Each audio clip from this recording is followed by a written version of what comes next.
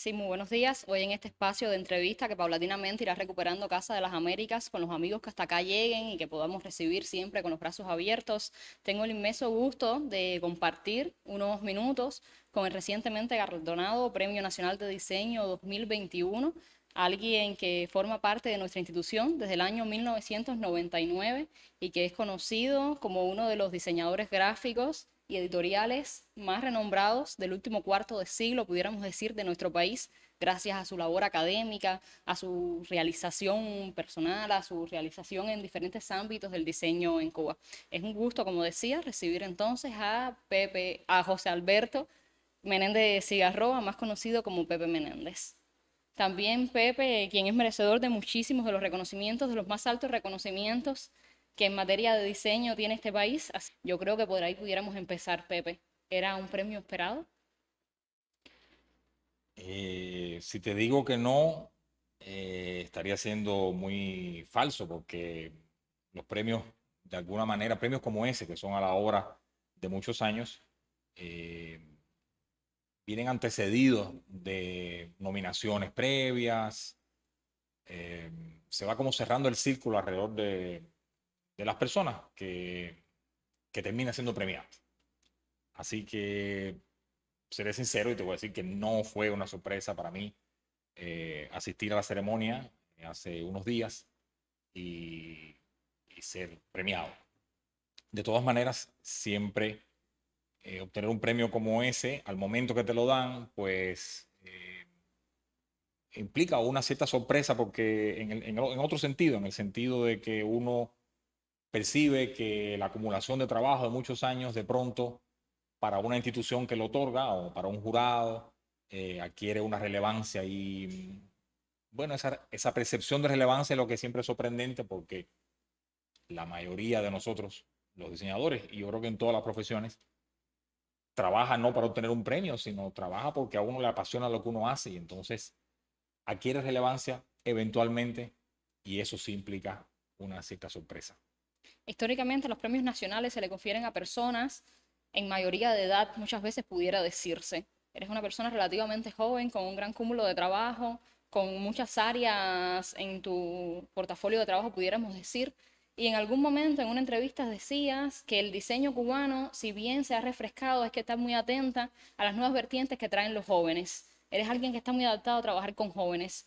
¿Tiene algo que ver esto con que hoy también se reconozca el trabajo de los más jóvenes en áreas que históricamente han sido consagradas a muchos años de experiencia? Los premios nacionales como este, que la hay en varios campos, eh, sí, se supone que se otorgan a una carrera, ¿no? Es un premio a una acumulación. Es más común que esa acumulación se produzca en una persona que tiene cierta edad, ¿no? Es excepcional si una persona de 35 años gana premio a la hora de la vida. Eso sería un poco una aberración, ¿no? Yo tengo ahora 55.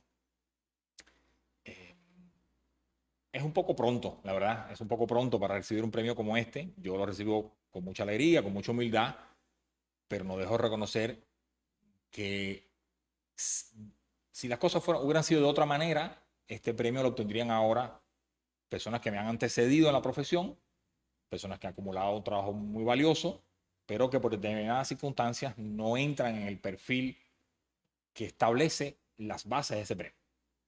Dicho esto, para explicar que yo con 55 lo estoy obteniendo. Yo soy en realidad el segundo en recibir este premio que ha sido formado en el Instituto Superior de Diseño, el ISDI, aquí en la Universidad de Diseño, la única universidad de diseño que hay en Cuba.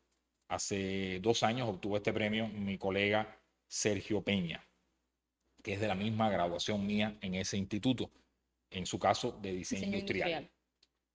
Eh, Definitivamente la obtención por Sergio hace 2 años y por mí en 2021 de este premio abre la puerta a que pienso que en lo adelante lo obtendrán siempre graduados de esta institución porque son los que protagonizan la escena del diseño en Cuba, tanto de la modesta escena del diseño industrial como de la prolífica escena del diseño gráfico en que vivimos hoy en Cuba.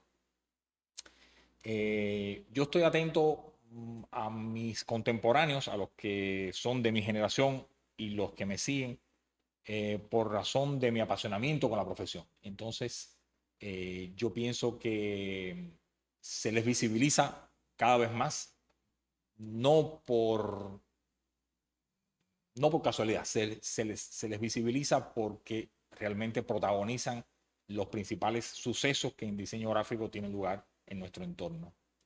Decías hace unos minutos que es mucho más visibilizado la parte del diseño gráfico que el triste y apaleado diseño industrial hoy en Cuba.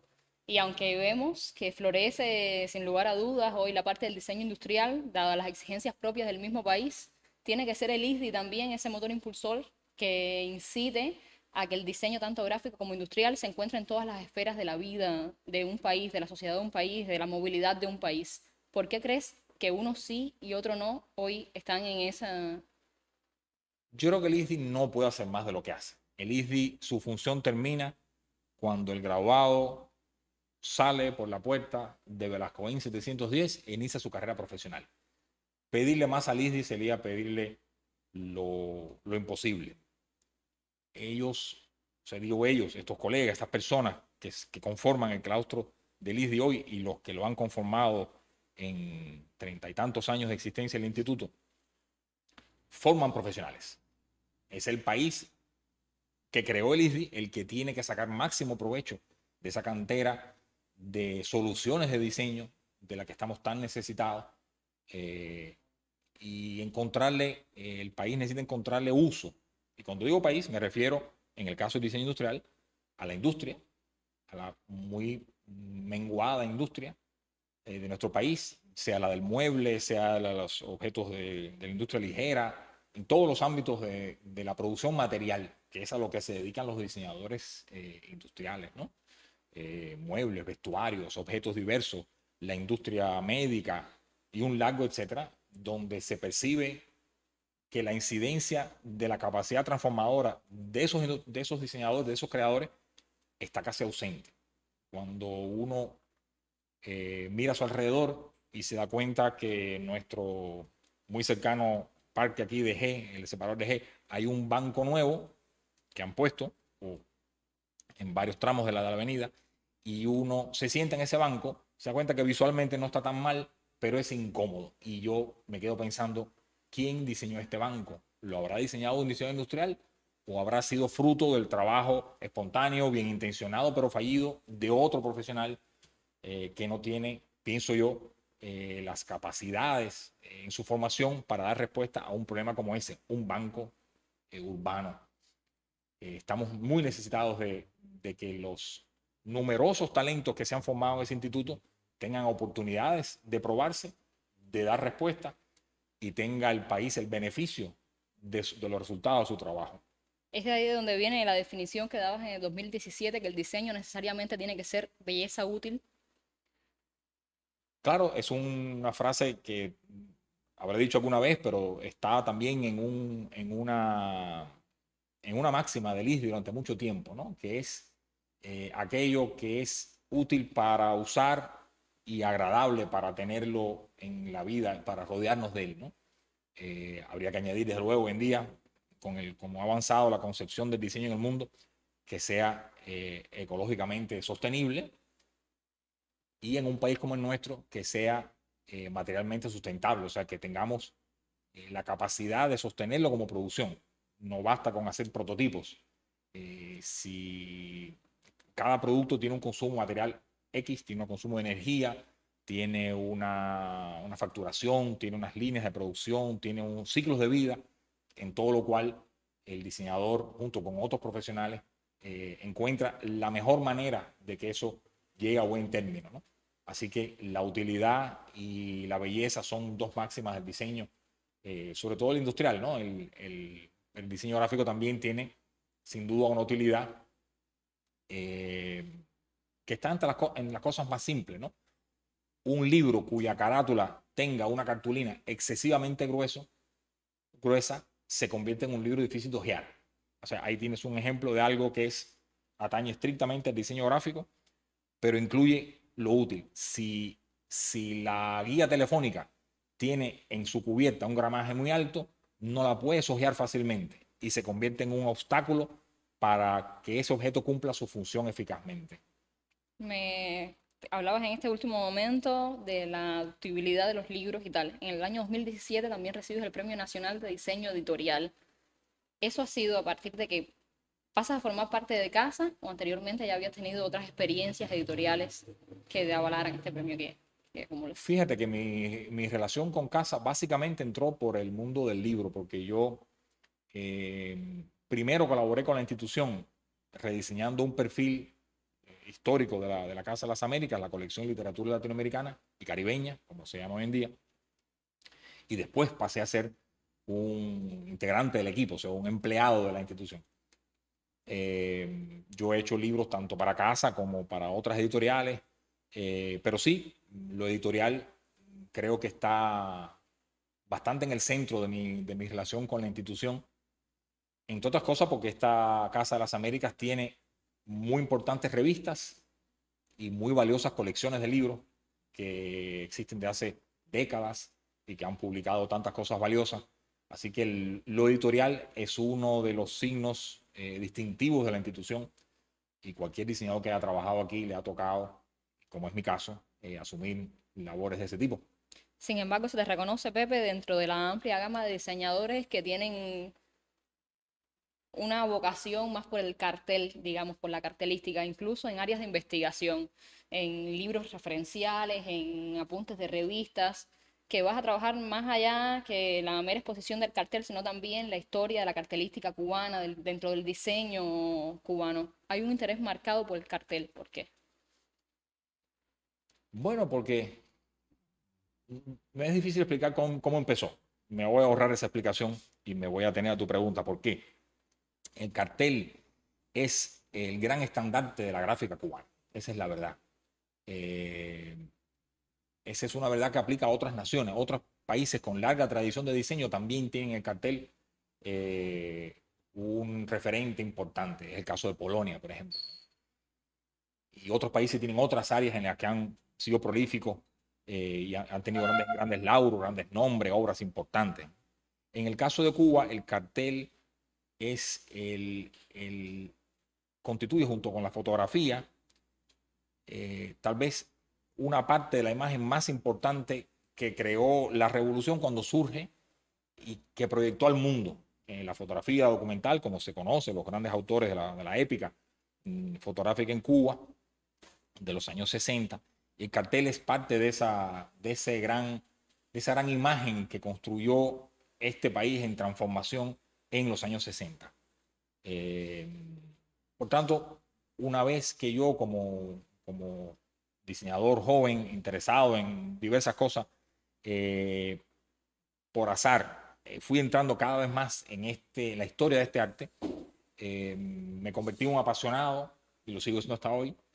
Me convertí en un coleccionista de cartel cubano y en un defensor de que respecto a ese arte maravilloso no tuviéramos, como fue durante mucho tiempo, una actitud de nostalgia inmovilista, porque aquí hubo durante mucho tiempo, respecto a la producción de cartel en Cuba, una actitud de simple nostalgia de aquello que tuvimos y ya no más. Y yo creo que dediqué mucho esfuerzo, hice muchas cosas y las sigo haciendo con mis colegas, con la gente con las que me asocié, para que eso dejara de ser así y pasara a ser una búsqueda de recuperar algo de eso. Y eso lo hemos logrado. Hoy en día, en una entrevista como esta, hace 15 años, la o el periodista me hubiera preguntado una pregunta que no se hubiera referido a la realidad del cartel hoy, sino se hubiera referido seguramente a la nostalgia por aquello que fue. Y ya no tenemos más. Y yo creo que eso es parte de mi compromiso con la historia del cartel. Ha derivado en intentar convertirlo en un organismo vivo y no en una vitrina a la que se le rinde pleitesía de cosas que no se pueden tocar. Tiene que ver esto con la fundación del grupo Next Generation entre el 96, 93 y 97 y también el Club de Amigos del Cartel, aquellos primeros intentos con un grupo de amigos totalmente gratis de rescatar esto. Tiene que ver porque aquel Next Generation fue la primera tentativa de reunirnos para hacer algo entre todos. algo que no fuera proyectos, porque cada uno tenía su trabajo, sino que fuera compartir espacios donde se impulsara, se reflexionara, cosas que fueran pertinentes a nuestra profesión. Conectarnos con colegas del mundo entero, de Europa, de América Latina. Eso fue Next Generation, duró unos años. Después yo tuve un proyecto intermedio que se llamó Caja Gráfica. Y después, cuando ya sentí que la cartelística de aquellos que eran de mi generación y los más jóvenes, cuando sentí que era numerosa la producción, tuve la idea y la compartí con mi colega entonces aquí en la Casa de las Américas, Nelson Ponce, de por qué no creábamos algo que sistematizara la posibilidad de encontrarnos, que nos viéramos con regularidad los que estábamos haciendo cartel, que no fuera un encuentro a la salida de una exposición o en casa de un amigo, sino que nos enfocáramos en intercambiar lo que había hecho cada cual en el año. Y ahí surgió el Club de Amigos del Cartel, que ha tenido ya 12 o 13 reuniones anuales, ha hecho numerosas exposiciones, ha dado premios. Yo creo que el mérito principal está en crear un sentido de generación y en reconocernos mutuamente como protagonistas, repito de la palabra, de un movimiento que tiene una alta vitalidad, aún con las muy limitadas circulaciones que tienen los carteles que hacemos hoy en día, muy distantes de hace 40 años, pero, pero aún eso poquito que hacemos tiene la misma, los respalda la misma energía creativa, la misma pasión por el cartel, por la serigrafía como técnica de reproducción y sentirse rama del mismo árbol. Nosotros, los maestros nuestros y ellos de sus antecesores.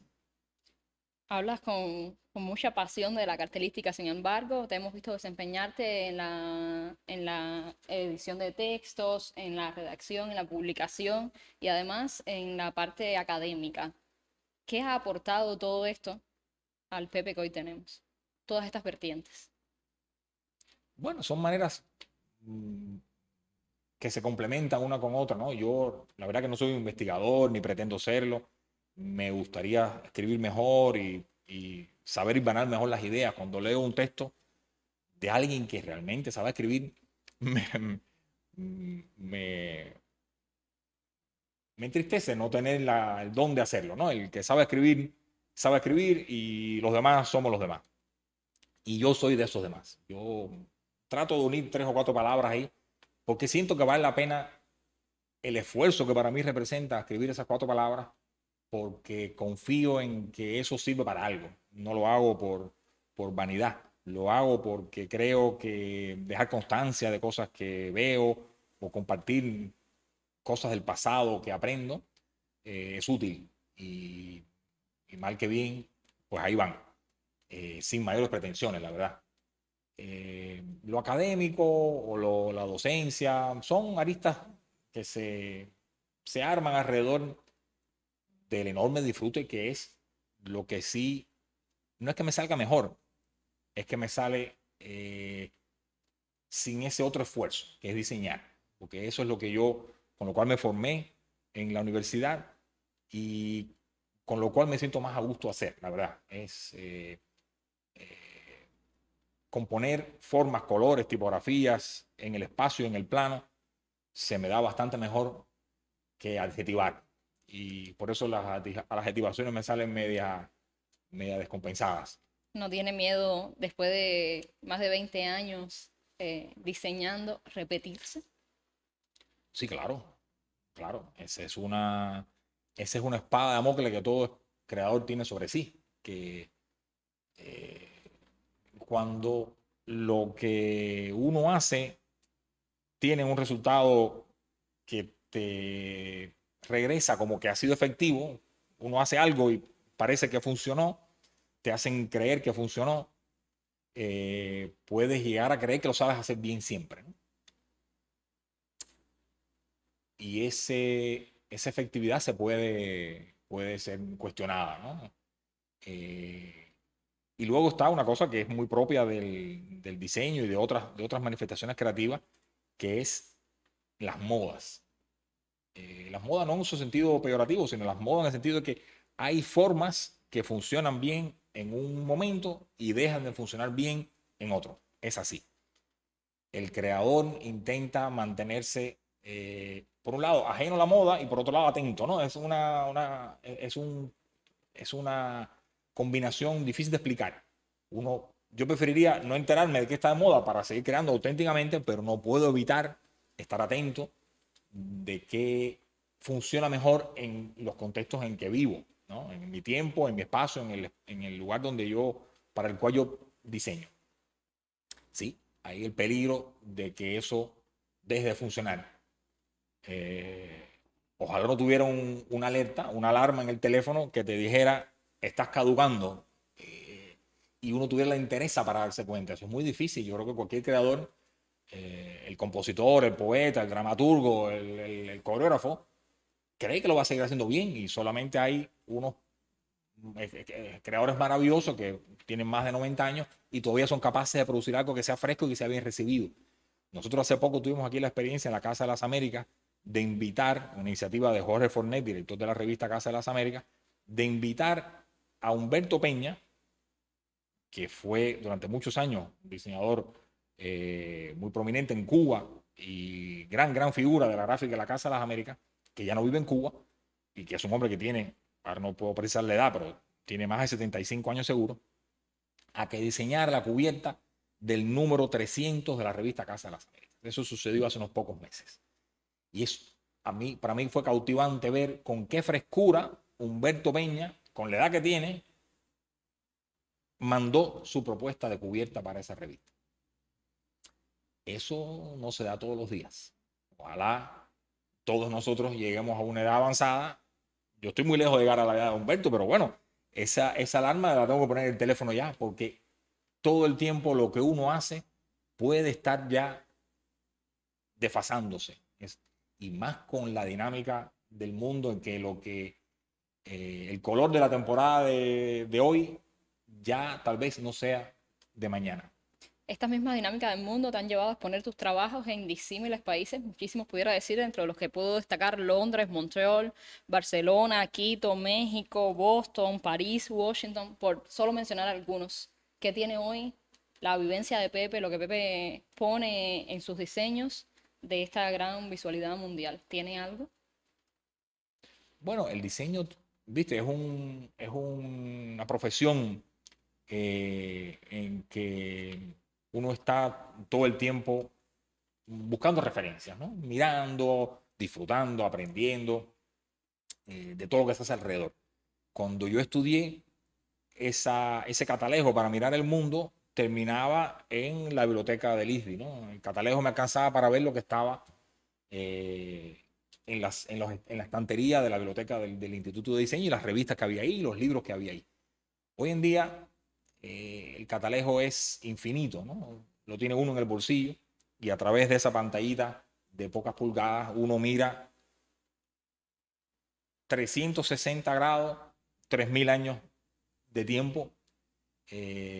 Lo puedes ver todo, realmente lo puedes ver todo. Eh, Así que todos estamos llenos de influencias. Haber expuesto en muchos lugares, en algunos casos me ha permitido ver de cerca otras realidades, conocer otra gente. Yo siempre he pensado que o sea, para mí la vivencia principal de verme a mí o algo que yo he hecho o algo que yo de otros llevo para exponer en otro lugar, que es la mayoría de los casos, porque esas exposiciones que tú has mencionado, debo aclarar para los que están viendo esto, que no son exposiciones personales mías. No, son exposiciones colectivas que yo he tenido la oportunidad de llevar a lugares disímiles, ¿no? Había obra mía también, pero sobre todo había la gran obra del cartelismo cubano que he tenido la oportunidad de exhibir en muchos lugares. Bueno, en Japón, por decir, es más lejano, ¿no? Estar en Japón y exhibir cartel cubano en Japón, de lo que más me enseña, yo creo, es de mí mismo. Porque estar ahí en Japón, yo como en aquel momento joven diseñador cubano, con un huacal de carteles hechos en Cuba en 50 años entonces, y exhibirlos ahí frente a una audiencia tan diferente, otra cultura, con grandes nombres del cartel japonés, participando, asistiendo. de lo que más me hace aprender a mí es de mí mismo, porque yo termino viéndome contra ese referente, ¿no? Termino viéndome contra el cartel japonés, contra el gran maestro japonés, contra la cultura japonesa, eh, y aprendo de mí. Siempre me queda algo y en la maleta regresa, amén de los souvenirs y recuerdos, y la pacotilla, obviamente regresa una gran experiencia de uno mismo. Yo creo que eso es lo más valioso, ¿no? De saber que de las cosas que uno ha vivido y cómo es uno respecto a eso otro. Hace solo unos días salía una revista que trata de sistematizar lo que está haciendo en función del diseño cubano en los últimos días, en los últimos tiempos. Y ahí había una entrevista donde decías que era un diseñador que te hacías preguntas. ¿Qué preguntas se hace hoy Pepe Menéndez? Bueno, tú me acabas de hacer una que es frecuente en mí, que es eh, lo que yo hago ahora, ¿cuánto tiempo más puede funcionar? Esa es una pregunta. O sea, si yo sigo trabajando en esta institución, ¿cuánto tiempo más yo voy a sentirme que, que cuando me toca a mí presentar mi trabajo va a funcionar igual que funcionaba hace 5 años o hace 10 en comparación con las personas que me rodean, que tienen, los que menos tienen, tienen 20 años menos que yo? Por tanto, su capacidad de renovarse, de aprender, de modificarse, de adaptarse, es más alta que la mía. Porque el cerebro también es un músculo que entiende a bueno, a ponerse más quieto, ¿no? Uno cree que sabe cosas ya y ahí se queda. Se requiere una gran lucidez, eh, ponerse retos uno mismo. Nada más difícil que intentar un diseño con el que uno no esté cómodo. Y probablemente es el camino que mejor resultado te va a dar, porque ya yo sé que haciendo ciertas cosas yo logro ciertos resultados. Y eso es un acomodamiento. Y el creador lo más posible debería evitar eso, ¿no? Entonces, esa que tú me has hecho es una pregunta para mí, eh, que me ronda bastante. ¿Tiene hoy la obra de Pepe Menéndez una marca visual identificativa?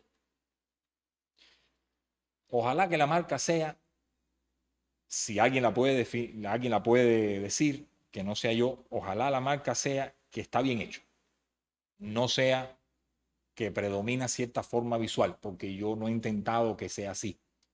Eh, Hay diseñadores que tienen un estilo y otros no. Hay quien piensa que el estilo es un beneficio, hay quien no. En esto no nos vamos a poner de acuerdo nunca.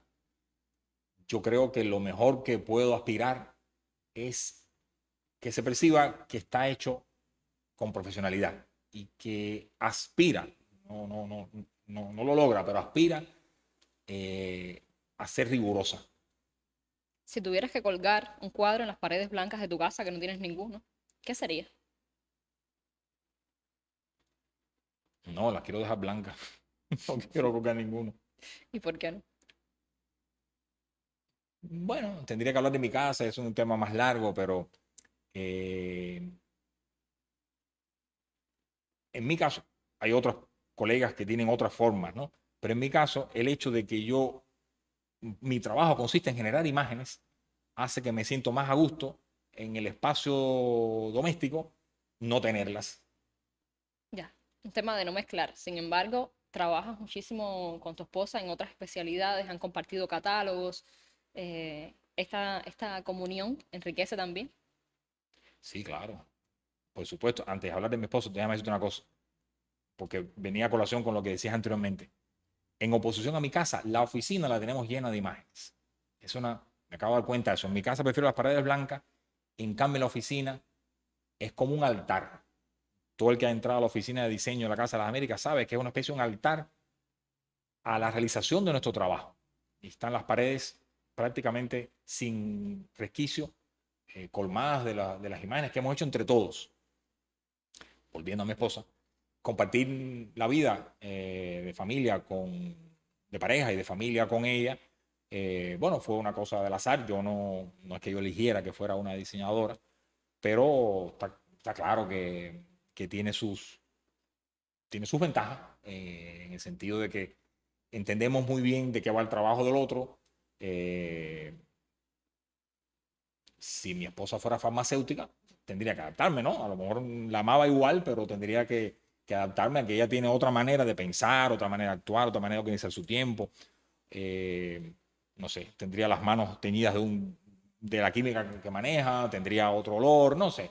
Que sea diseñadora no es ni mejor ni peor, pero así ha sido y va bien. En el 2020 decías que eras un hombre que amaba lo que hacía. ¿Sigue siendo así?